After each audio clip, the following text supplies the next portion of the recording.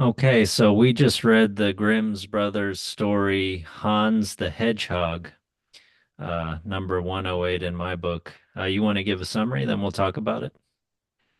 Yeah.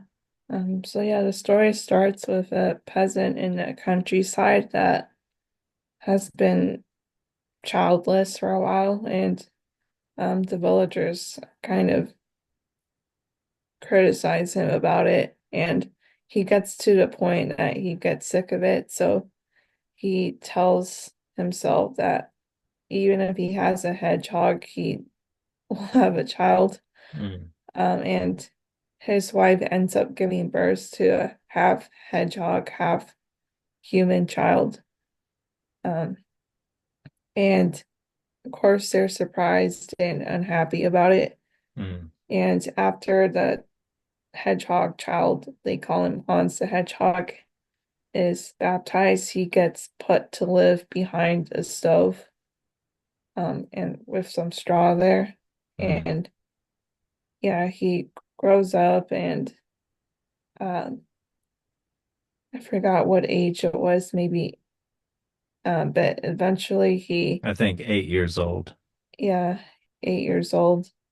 And at that point, his dad goes somewhere and asks people like what he would like uh, him to buy for them. But And just a second, like before that, when he's 8 years old, his father gets tired of him and he says, uh, his father was tired of him and if he would but die, but he did not die and he remained lying there. But then, yeah, there's a fair, and then the father asks people what they want him to bring him mm, back. yeah, so the wife and the servant they ask for items, and then Hans asks for a chicken, I think, um, Yeah, and rooster, a cock. a rooster, and I think that's the only thing he asked for. Oh no, bagpipes too, actually. Just the But bagpipes. I think later on he asked for the rooster. oh, okay. Well, yeah, he comes back with the bagpipes, and then he tells his dad that now he needs a rooster, and if he's able to get him that, he'll go away forever. Yeah. And his dad is happy about that, so he gets him the rooster.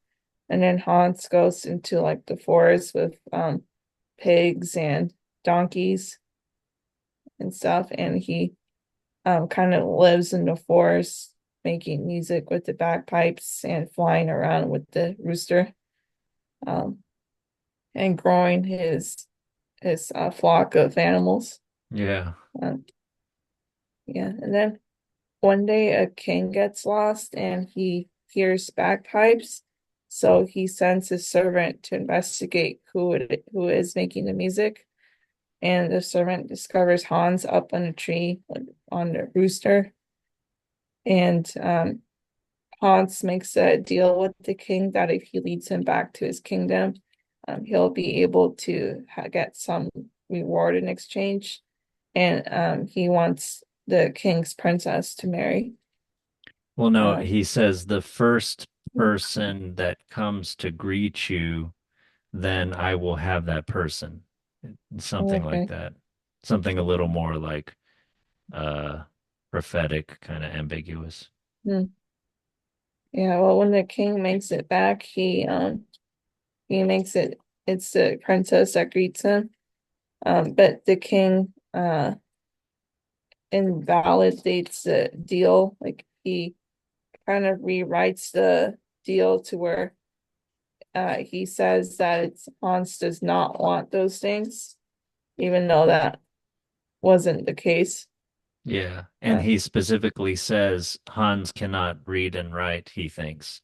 mhm, And that's why he's gonna write this contract like the opposite of what he had agreed to verbally yeah. or orally. And then the princess is kind of happy about him uh doing that and says she doesn't want to be with a hedgehog anyways. So yeah. Such high standards. Yeah, so he yeah, so Hans yeah, kind of goes back, is still in the forest, and he finds another lost king, and this king also wants his help getting back to his kingdom, and they make a promise, and um the king agrees to it, and his daughter, the princess, also greets him as the first person to greet him when he's back. But he tells his daughter that like he had agreed to give her away for to Hans, and the daughter is accepting of that, and um yeah, and they actually like honor the deal compared to the previous king. Um, so yeah, the princess meets Hans and has dinner with him, and uh, I think they get married. Well, remember, first Hans goes to, I think he goes to meet his father, right? Mhm. And he's kind of like the prodigal son returning, except in the prodigal son story, the son just returns with himself, and the Mhm. king and the father greets him warmly. But in this story, he return Hans returns with this huge flock, and in fact, he tells like the father to tell everybody to empty all the sties because he has so many pigs and donkeys, and he's super successful. But then the father goes, he was not pleased because he had thought Hans had died long ago. Mhm. And then, but anyway, he comes back, and again, there's the cockshod kind of thing. We didn't mention that the first time, but he again says, like, okay, father, like, just go to the forge and get like a horseshoe, I guess, and get the cockshod, get the rooster, have little rooster shoes or whatever put on it, and then I'll leave. And he does. And then he goes, remember, do you want to tell about how he goes to the first dishonest king, the king without integrity? Oh yeah, so yeah, he goes with his flock and everything, and the king kind of puts a bounty for him to be killed if he even goes near the palace. Yeah, the Um, story says like he instructs everybody to stab him. yeah, so he flies with the rooster up to like a window and Yeah. threatens the king, and tells him that if he doesn't give his daughter, he'll kill them both.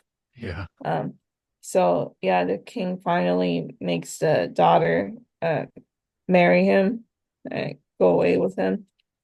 Um, but yeah, on along the way, like Hans makes the daughter like take her clothes off, and he pricks her with his spines and kind of sends her back humiliated to the kingdom. Yeah, and Um, and she'll be forever humiliated or something like mhm, that. It like brands her for life.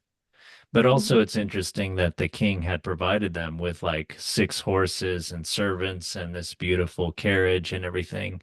And then Hans had sat next to her with his 2 trusty companions, right? The things that are always around him, which are sort of like magical kinds of symbols, which is the bagpipes and the cock.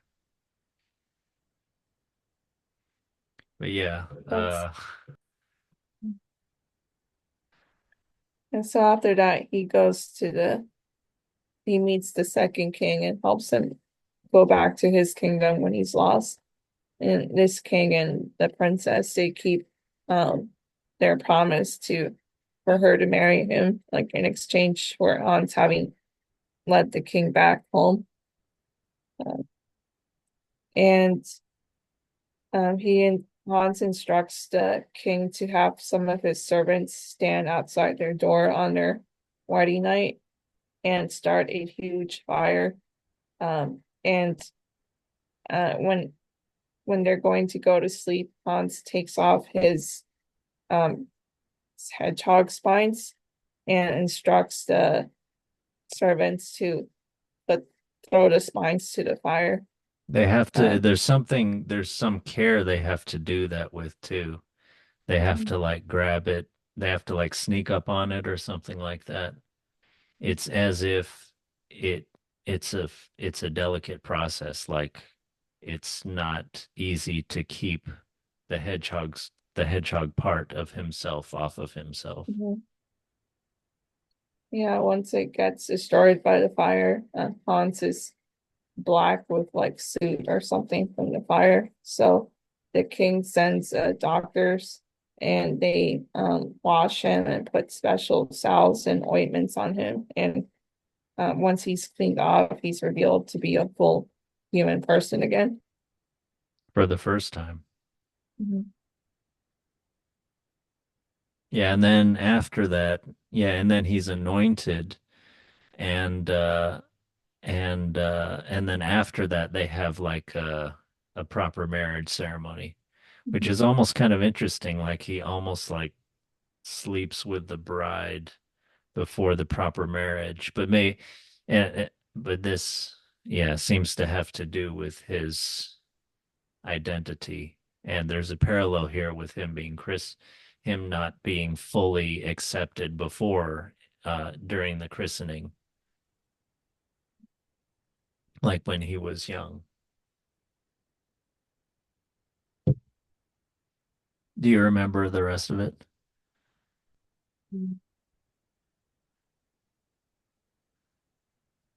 No. That's almost all of it. But then so then he goes back to his father and he gets him to come and live in with him in the kingdom. Doesn't mention the mother. Uh, and also finally the father rejoices and says, you know, I have well, so when he goes back to the father, like the father says, uh, I've had only one son, but he died long ago, or, you know, he's half hedgehog or something like that. He's gone. But then the son says, no, no, no, it's me. Like this is me in my real form or my acceptable form. And then finally the father rejoices and went with him to his kingdom. That's interesting. There's a lot of stuff here that's very different from how we think of relationships, parental relationships, and things like that. Uh, I mean, I told you, I was telling you, what was I saying? That one thing that this story is about responsibility.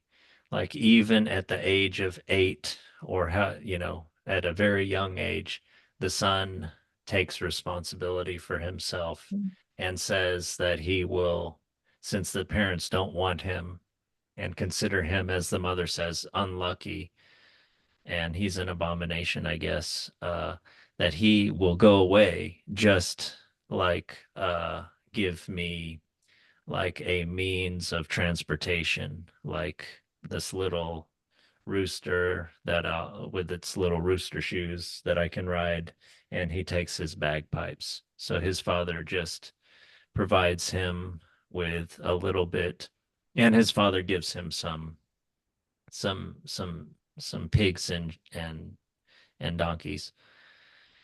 His father gives him three things, and then he goes and he goes into nature, which is apparently very plentiful and also kind of safe for him, away from human beings. And then he is able to uh, make a livelihood for himself, make a life for himself to where he can actually be of use to even kings who are kind of who are lost, you know. And then later on, he comes back and he is the utterly successful son. And still he is rejected by his father. And still all the son asks for is the rooster to be shod. And he goes back away. And, you know, yeah. Is it responsibility or is it, yeah. And then he takes moral responsibility for the the land, and he punishes the bad daughter and the bad king, the king who hadn't kept his promise. He disgraces them. He threatens them with death. He threatens them with death first, then later he disgraces them both, you know. And then at the end of the story, he helps his father out by, bringing him into the kingdom. His father was a peasant, so I guess that's like a better life. His father was like a rich peasant. But yeah. Yeah, what do you think this story's about? Mm.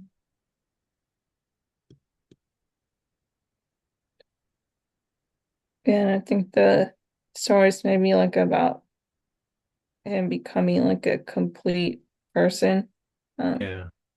Because I feel like it may I feel like maybe it was some a problem kind of passed on from his dad because for a while his dad wasn't seen as a complete person for like, not having a child. Yeah. Um, and he kind of maybe achieved that completeness, but not in the way he wanted by having a hedgehog child. Mm.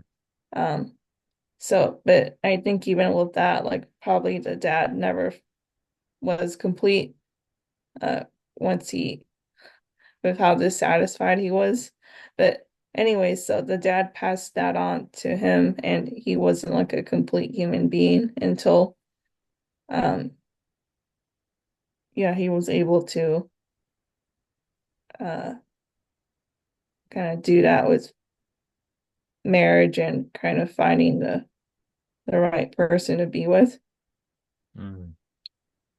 And and then like he yeah, was able to shed that and like kind of be a complete man and start anew. Mm. And then by Hans becoming a complete human being, he also made his father whole. Yeah. But yeah, by like him coming back and his father seeing that he wasn't a hedgehog anymore. Mm. So he kind of restored his dad's um humanity too, or completeness. Or gave him for the first time Yeah. his Yeah. dad's humanity. Yeah. Yeah, it's kind of like being a complete man. And yeah. Yeah. Yeah, and he could only become a complete man by going away from his father's house. And then even when he returned very successful in a conventional way, that wasn't enough. And then he left again, similarly to how he left the first time with the shod rooster, the shod cock.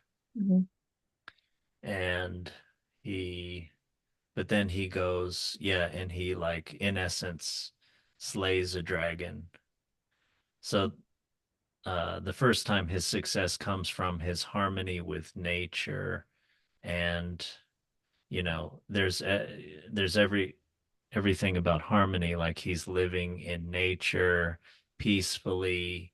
He's like taming animals. He's playing music, which is about harmony, and that even attracts the kings to him. And the kings are lost, and so you're wondering if this story was from a different perspective. Would this be about sort of this enchanting tune in the woods or something? But anyway, yeah, he is not able to become whole until he goes into nature and then out of nature into the highest places in society. And one of those places is corrupt, lacks integrity, and he rectifies that even with threat of violence with his force. And and then when he is given everything, when he sort of conquers that first kingdom, he merely punishes it and disgraces them. And then the second worthy kingdom gives him, yeah, anoints him, sort of adopts him his, as that king's son. and it's like he takes his rightful place, at the top of society. Yeah, And and and yeah, he is able to, yeah, become fully human, yeah, through the consummation of the marriage and the wily help of the four guardsmen, and who put it in the fire and makes sure to consume it completely, and then also yeah the ministrations of the king's doctor, to with his salves and everything to heal his burns. And also I think there's so many stories about a boy becoming a man but receiving some kind of wound. And that, mhm, I think, in rituals, in coming of age rituals for boys to become men, they're given some kind of wound, either symbolic wound or a real wound. And that, his burnedness would have something to do with that. mhm, mhm, And there's the opposite of that with what he gives to the first king's daughter by with his prickles, because it's like maybe she's not worthy of growing up, you mhm. know. Yeah. I think like part of him becoming a complete man was kind of finding a complete woman, which Yeah. would be complementary. So I Yeah. feel like the good king's daughter, she was kind of ready to accept him as like his in his natural state when he was Yeah. still a hedgehog. So Yeah, she but was like she kind of already more attuned to nature than like the princess that didn't want to accept him. Like she was kind of away from nature, you think or that's not ready nature, to. not morality? We can think of it that way too, but I was kind of thinking of nature too. Why? Um, Because if he represents wildness, or wildness, but yet harmony with nature, you think uh she's accept the fact that she's willing to marry him shows that she can kind of accept the nature. It's not just because she is trying to help her father keep his agreement, keep his integrity. I don't know. I think there's multiple layers to it. So yeah, that too. Um, but yeah, she was just ready to accept him as is, and Mm. um, Yeah, it did show yeah, and that kind of reluctance. helped. It did show I reluctance on think her a part, little but bit, yeah. but like still willingness. But Hmm. anyways, like she was just kind of her openness and kind of helped him kind of complete that transformation into a full human being. Yes. Yeah. He literally, it seems like he can only get rid of his skin when he crawls into bed for like a short time, and then the king's guardsmen have to be very careful sneaking up on that skin, putting it in the fire and making sure it's consumed completely. The story says that. So it's very difficult for him to shed that skin and to get rid of it completely. You could almost do like a interpretation of this of like the warrior shedding the armor from war through, love with the bride coming back home. But it's very difficult to sort of shed that, and, not to have the sort of PTSD or something like that. Yeah. Yeah, he proves his independence. He goes into the wilderness. He has many skills. He can help kings.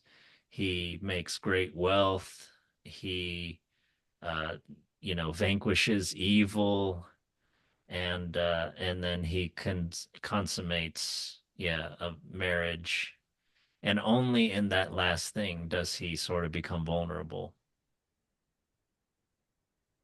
And then he takes his rightful place the as the prince. And then he brings his father up too, and then he honors his father.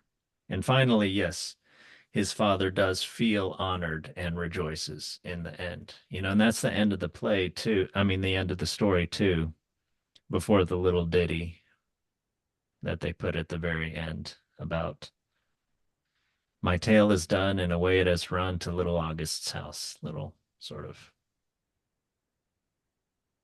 joy, silly punctuation at the end. Yeah. Yeah, you and I talked about how this reminds me of the story of the Minotaur, but it's very different because yes, there is the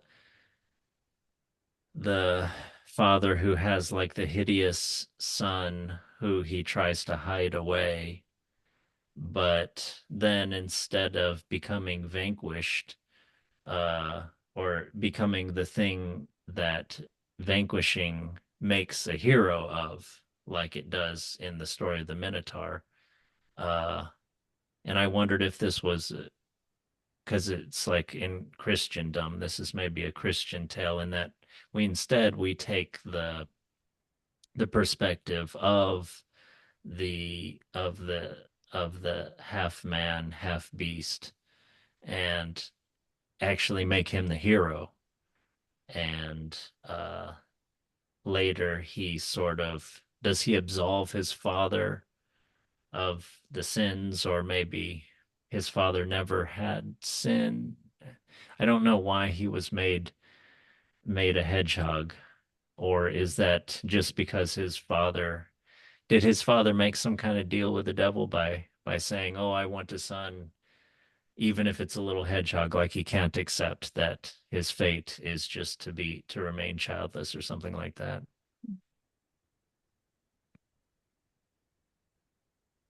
Is there some moral opprobrium of the father here that never goes through?